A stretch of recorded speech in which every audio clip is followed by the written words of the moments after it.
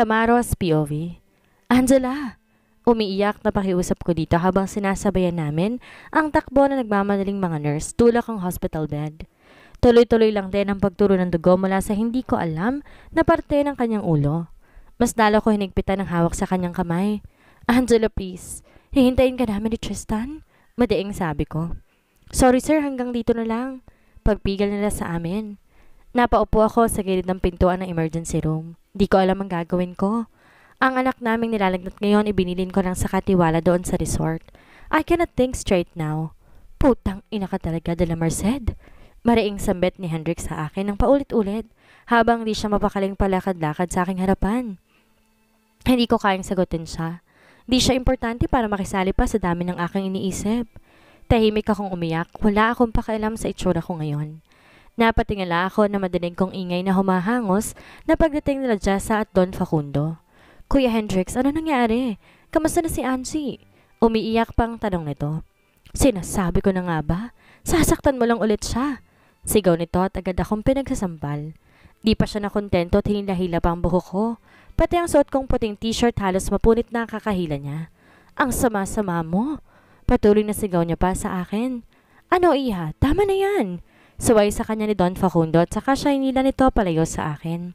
Tinanggap kong lahat ng pananakit niya. Tama lamang ito sa akin. Kasalanan ko naman talaga itong lahat. Tamaro, nasa na si Tristan? Mahinahong tanong ni Don Facundo sa akin. Nasa resort po ang anak namin. Paos na sagot ko pa. Sino nagbabantay sa kanya doon? Bulyaw sa akin ni Jessa. Yung katiwala, sagot ko. Gago ka pala eh. Iniwan mo yung pamangkin ko sa ibang tao? Sumbat niya. Mabuti pa siguro umuwi ka muna at kuhanin si Tristan.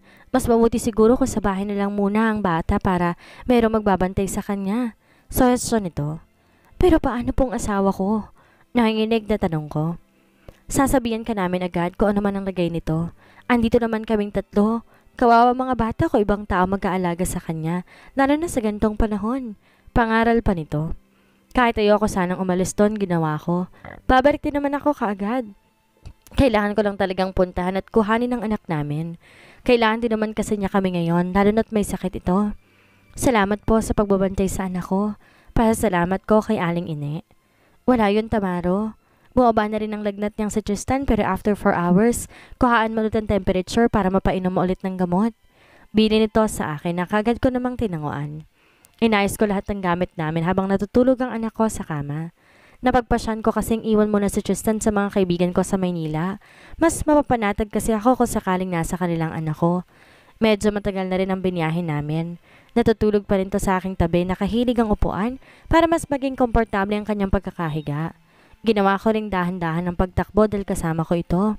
Palabas kami ng Zambales na may matanggap akong message na nagsasabing okay na ang kalagayan ng aking asawa ngayon. Iniintay na lang nila ang paglilipat dito sa isang private room. Nagkaroon ako ng panibagong pag-asa na pagkatapos ng lahat ng to, magiging maayos din ang lahat. Tumigil muna kami sa isang drive-thru. Gising na rin kasi ito at nag-iingay na. Para bang wala na siyang lagnat habang hawak-hawak ang kanyang mga sasakyan. Ilang beses din itong nareklamo mga nakakabit sa kanyang seatbelt, pero kinausap ko siya tungkol dito at para namang naintindihan niya yon. Kumakain siya ng french fries habang papasok kami sa exclusive subdivision nila Pia at Leon. Good morning. Bati ko sa dalawa kahit dinig sa boses ko lahat ng pagod at frustration na nararamdaman. Kamusta na si Angela? Malumanin na tanong sa akin ni Pia. Ayos na siya. Ililipat na lang daw sa private room. Sagot ko. Sinabi ko na kasi sa kanila kanina ang dahilan ng tinawagan ko sila. Nilabas ko mula sa passenger seat ang nag-iingay naming anak. Basa na rin ang kanyang laway ang kanyang gray na jacket. Pasok na kayo. Nakangiting paanyaya ni Pia sa akin. Tipid ko lang siyang nginitian. Napabaling ako kay Leon na seryosong tingin sa akin. Kagad ako nakaramdam ng simpatya sa kanya dahil kita ko sa mata niya ang panghinayang at awa para sa akin. Pero hindi ko na kailangan ng awa ngayon. Kumain ka na muna bago ka bumiyahe pabalik ng Zambales. Sabi nito sa akin, saka ko hinawakan sa balikat. Kinuha ni Pia sa akin ang anak ko para daw makakain ako ng maayos. Aliw na aliw naman ang kambal nila ni Leon dito. Nanonood ang kambal habang nililinis siya ni Pia at pinapalitan ng mas preskong damit. Siya na nga din ang nagpainom ng gamot dito. Maraming salamat talaga. Hindi ko alam ang gagawin ko kung wala kayo. Pasensya na rin sa abala ha. Paalam ko sa dalawa. Wala yun, Tamaro. Basta, huwag mo na masyadong alalahanin si Tristan dito. Kami na mag-aalaga sa kanya. Si Angela na lang pagtuunan mo ng pansin doon. Pag-aalaw sa akin ni Pia. Tumango ako at nagpasalamat muli. Hinalikan ko ng paulit-ulit ng aking anak. Medyo mainit pa rin to dahil sa kanyang lagnat pero wala pa rin siyang ginawa kundi ang maglaro. Bye, baby. Pagbalik ni Daddy kasama ko na si Mommy. Sabi ko sa aking anak habang hinahalikan siya sa ulo. Mom? Ma? Nakangiting sabi ni tila mo ba nagtatanong. Agad akong tumango. Oo, baby, si Mommy.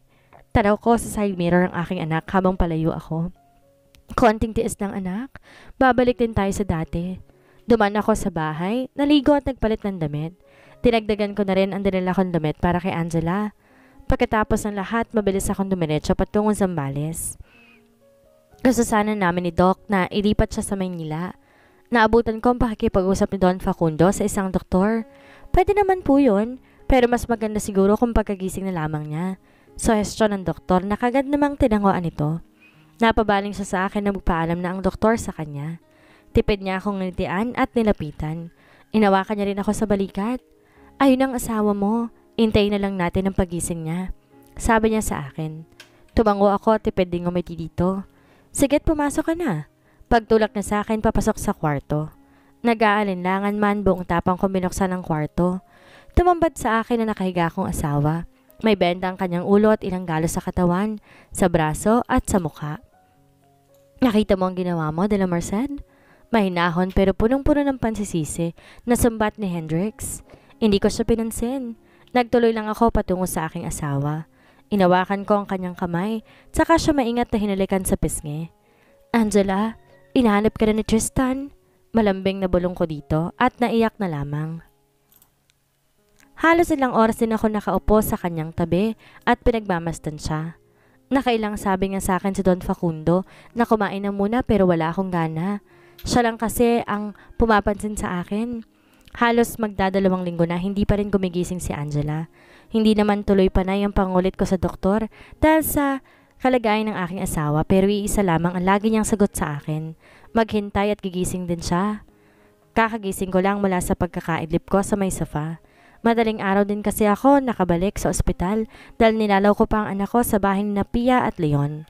Napansin ko ngang mas dumadaldal ito dahil na rin siguro sa kambal ni Leon na nilalaro siya.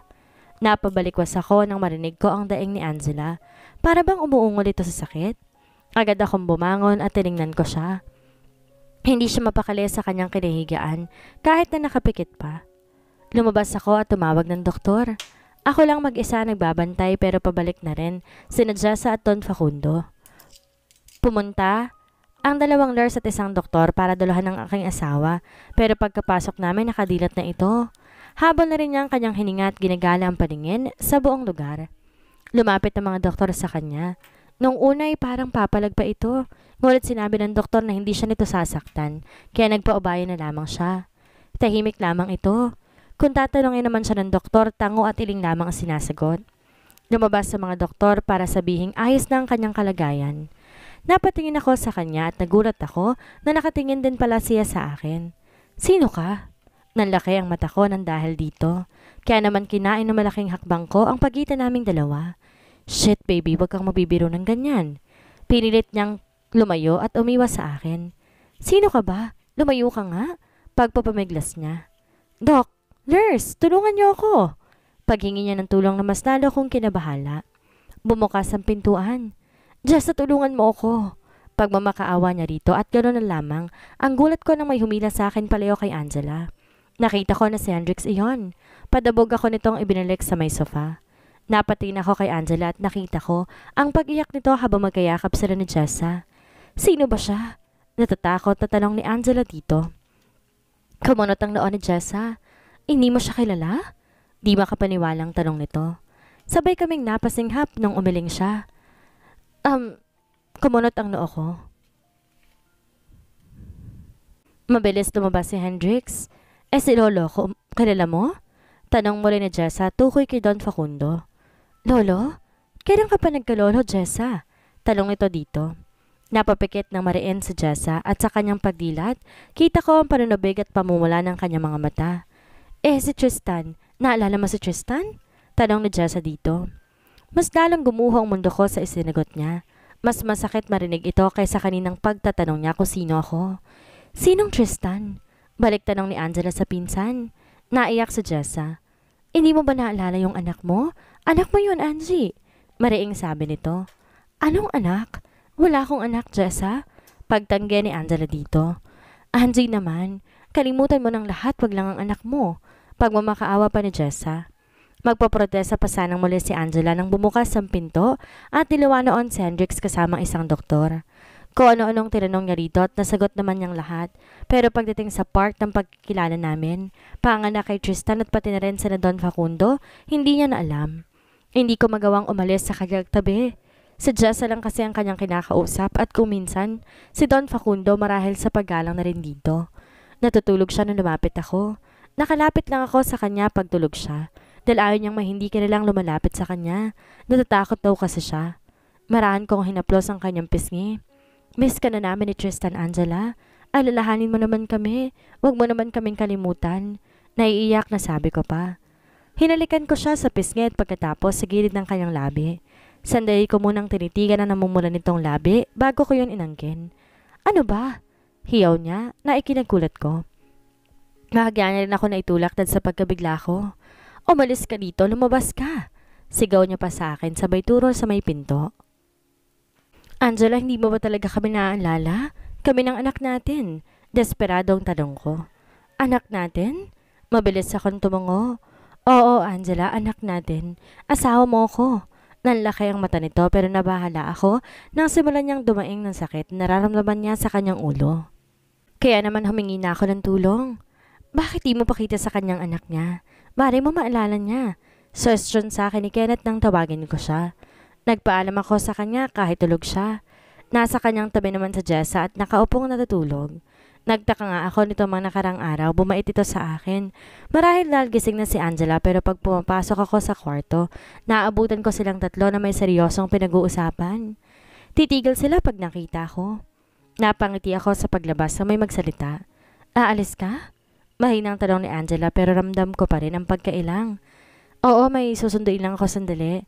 Meron pa kasing gustong bumisita sa'yo. Nakangiting sabi ko sa kanya. Bagya itong tumango. Bye. Maikling paalam niya sa akin.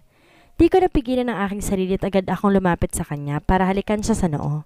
Lalo ko napangiti nang di ko to pumalag pagkos binigyan pa ako ng tipid ng ngiti. Sandali lang ako, babalik din ako kaagad. Paalam ko pa sa kanya. Mabilis kong tinahakandaan papunta kay Tristan. Sigurado din kasi akong miss na niya ang mommy niya. Kinuha ko siya kay Lapi at bumiyahe pabalik ng Zambales. Tuwang-tuwa pa mga to nung makita ko. Lalo pa nung sinakay ko siya sa sasakyan. Ngunit nang malapit na kami doon pa ay nagka-traffic. Umabot ng 1 oras ang traffic dahil sa isang aksidente. Parang tatalo ng puso ko sa saya. Gusto ko na makita maging reaksyon ni Angela oras na makita na niya ang anak namin. Makikita mo na ulit si mommy. Nakangiting pagkausap ko sa anak namin. Mama? Paulit-ulit na sabi nito habang pumapalakpak pa. Nambuksan ko ang kwarto ni Angela na wala ang ngiti sa aking labi. Nasaan na yung pasyente? Tanong ko sa nurse na nag-aayos ng higaan. Kakaalis lang po. Kumunot ang noo ko. Wala akong alam na ganito. Bakit dilipat daw ba ng ospital? Sa ospital sa Manila ba? Tanong ko sa nurse. Ay hindi po sir. Ang dinig ko po sa airport ang punta nila. It was almost 2 weeks. Wala pa rin akong makuhang impormasyon kung nasaan si Angela. Ginawa ko ng lahat para mahanap siya pero ni isa, walang makapagturo sa akin. Dada! Umiiyak na habol sa akin ni Tristan. Lumapit ako sa kanya para halikan siya sa noo. Basa ito ng pawis at tumumula kakaiyak. Baby, sandali lang si daddy ha. Hahanapin ko lang si mommy. Naiiyak na paalam ko sa kanya. Ni halos hindi kami umuwi ni Tristan sa sarili naming bahay. Naaawa na nga rin ako sa anak ko dahil kusan-san ko siya iniiwan. Minsan kinapi at Leon. Okay naman daw sa kanila na doon na lang munang anak ko. Pero syempre naiya din naman ako kaya minsan kina Rose at Kenneth o kaya naman kay Sofia at Mateo. Dada! Umiiyak na tawag nito sa akin at lalahad ng kamay para magpabuhat. Malambing siyang inalo ni Sofia. Tamaro, pahinga ka naman. Kaya mo pa bang bumiyahe patungong Coronadal? Nag-aano lang tanong ni Mateo. Tumango ako sa kanya. Pagod na ako pero kaya ko pa. Di ako tigil hanggat di ko nakikita yung asawa ko. Pasensya na kayo ha, sa inyo muna si Tristan. Nahihiyang sabi ko. Ano ka ba, Tamara? Wala yun. Si Sofia. Tinungan ako ni Mateo. Kamusta ka na nga pala? Nakumpirma niyo na ba yung sinabi ni na Leon? Tanong nito. Oo.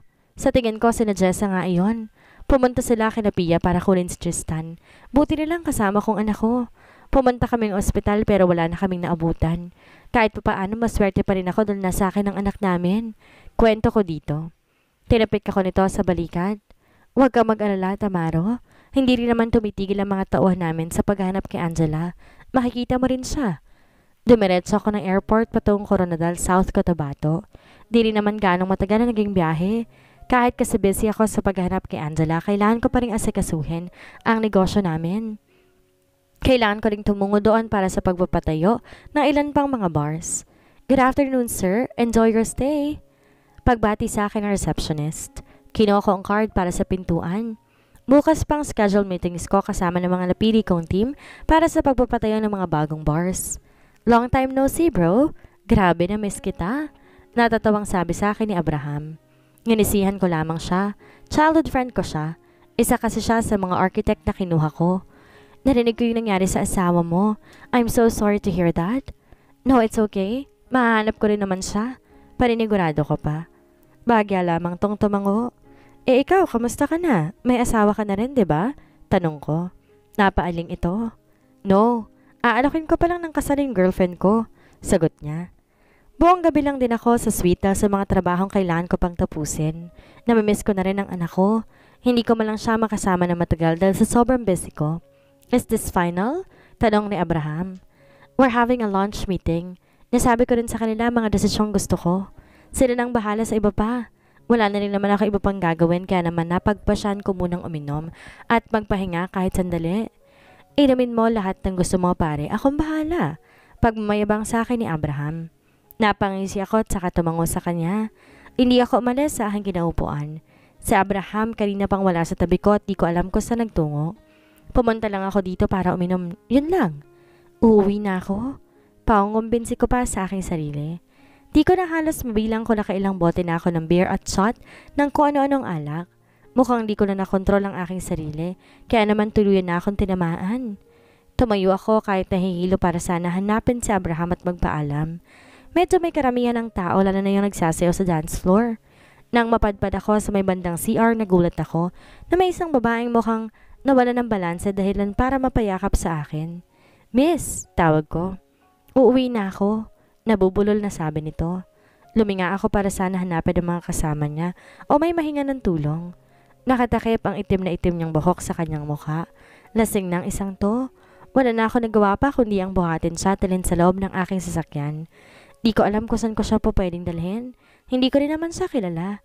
Napahawak ako sa aking sentido pagkababa ko sa kanya sa may backseat. Hilo na rin ako at medyo nag-blur na ang paningin ko. Mukhang hindi ata maganda ang pagkakahalo ng mga alak na nainom ko. Excuse me miss, saan ba kita pwedeng ihatid? Tanong ko sa kanya habang marahang tinapik to sa mukha para magising. Pero napatulala ako na mahawi ang kanyang buhok. Parang may kung anong bumara sa aking lalamunan. Kahawig kasi niya si Maricar. Mabilis kong inilayo ang aking kamay sa kanya na tila ba mapapaso ako sa kanya. Napailing-iling din ako pero medyo malabo at umiikot na talaga ang paningin ko. Wala na ako ibang choice kundi ang dalhin siya sa aking suite. Nagsasalita ako kahit mag-isa lamang siya sa may backseat. Hindi ko rin naman maintindihan ang sinasabi niya dahil sa pagkabulol nito. Ayoko pa nga sanang umuwi eh. Lasing na talaga. Inakay ko siya kahit medyo nagpagawang-gewang na rin ako. Hindi ko alam kung tama ba itong gagawin kong dalhin siya sa suite ko. Kakaiba ang aking nararamdaman na nasa elevator pa lamang kami. Di ko alam kung dala ba ito ng pinaghalong alak sa aking katawan o dahil sa nakapulupot ng mga kamay sa aking leeg bilang suporta. Kailangan ko ring hawakan siya sa kanyang malit na bewang, kaya naman pati ata yun kakaiba din ang hatid sa akin. Napaungol ito sa hindi ko malamang dahilan. Nagulat ako na bumaba ang kamay niya sa may dibdib ko at parang hinimas iyon, yung tipong nangaakit.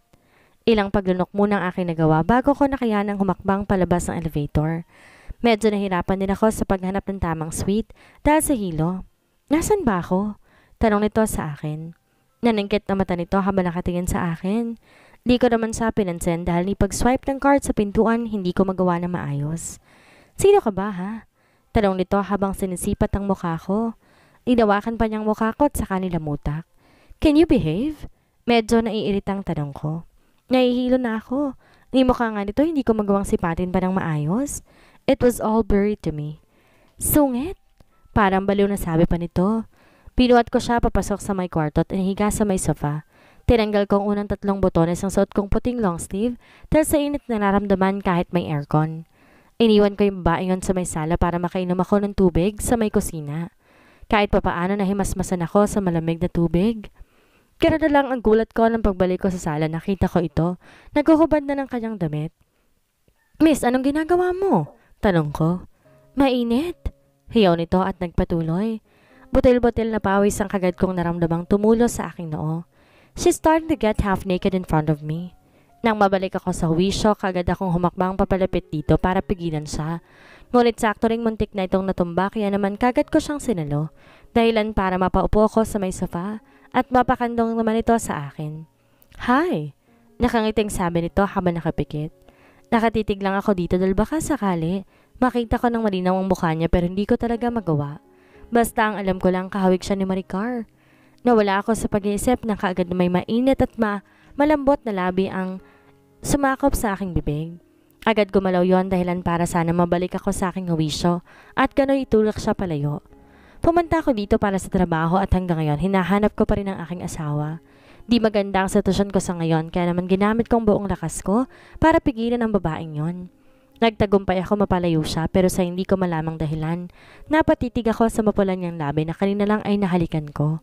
Marahil dala ng alak at magulong pag-iisip, muli kong kinabig ang batok ng babaeng nakakandong sa akin ngayon at ako mismong sumakap sa kanyang napakalambot na labi.